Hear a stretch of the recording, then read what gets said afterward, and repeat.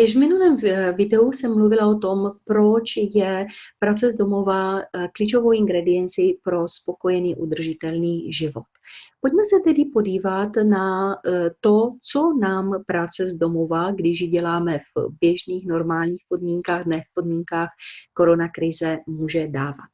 První a nejdůležitější věc jsou úspory. Jednak úspory času, protože právě ten čas, který dřív stravíme na cestách do kanceláře a zpět, tak ten čas můžeme využít jinak a lépe pro vlastní potřeby. Druhá věc jsou úspory nákladové, protože přece, když cestujeme, tak nás to stojí nějakou dopravu, stojí nás to benzín a podobně. Tím je spojena i určitá úspora našeho dopadu na životní prostředí, protože v okamžiku, kdy necestujeme, tak také se ta naše uhlíková stopa může snižovat. No a další aspekt je, že samozřejmě, když cestujeme, když jsme na cestách, tak strávíme více času, něco si kupujeme v obchodech, stravujeme se v restauracích, což jako na jednu stranu je super, ale na druhou stranu, když si z toho děláme pravidelný návyk, tak si nemusíme uvědomit, kolik peněz za to konec konců utratíme na konci měsíce pro sebe nebo pro celou rodinu.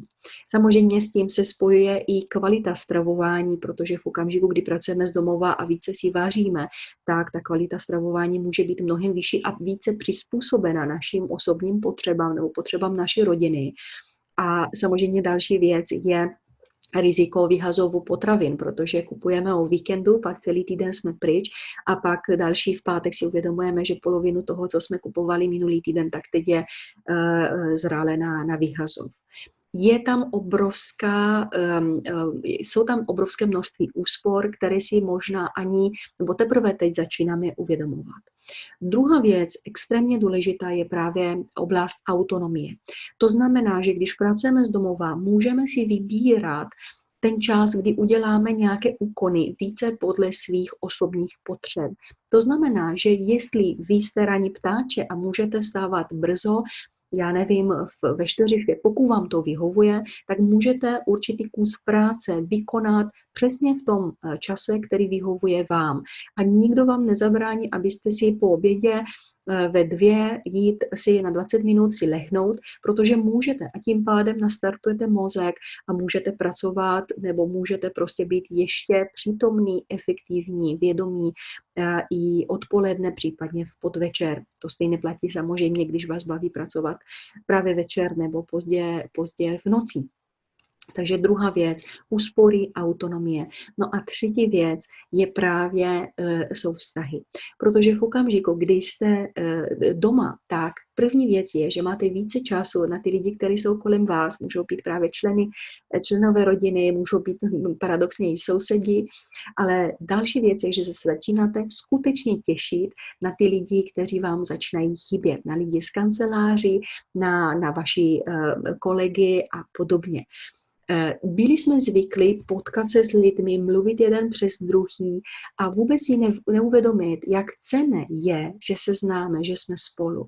Teď najednou ty osobní setkání se mohou stát příležitosti k oslavě toho, že se známe, že jsme spolu, že můžeme spolu něco vymýšlet, že se můžeme vzájemně podporovat, inspirovat, prostě, že jsme spolu z nějakého důvodu a že můžeme spolu tvořit něco lepšího. A ta kvalita spolu stráveného času je neskutečně důležitá, protože ta také přispívá k tomu našemu udržitelnému životu.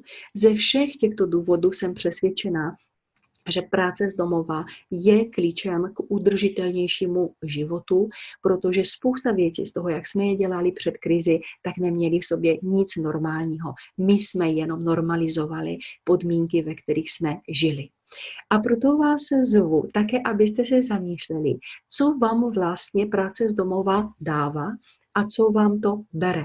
Protože samozřejmě my se tady nebavíme o tom, abychom pracovali neustále do nekonečna z domova. Ne. Jde o to, jakou kombinaci práce z domova a práce z kanceláře, případně z nějakého sdíleného prostoru, je pro vás přínosná. Nemělo by to být 100% a na jednu stranu a nic na druhé straně, ale právě mezi tím 100% v kanceláři a 100% z domova byste si mohli najít procento, který je vhodné právě pro vás. Takže co je to procento, který je správné právě pro vás, který by mohl vést ke zvýšení kvality a udržitelnosti vašeho života? Zkuste to hledat, dejte nám vědět, budu se těšit na vaše vhledy. Mějte se krásně.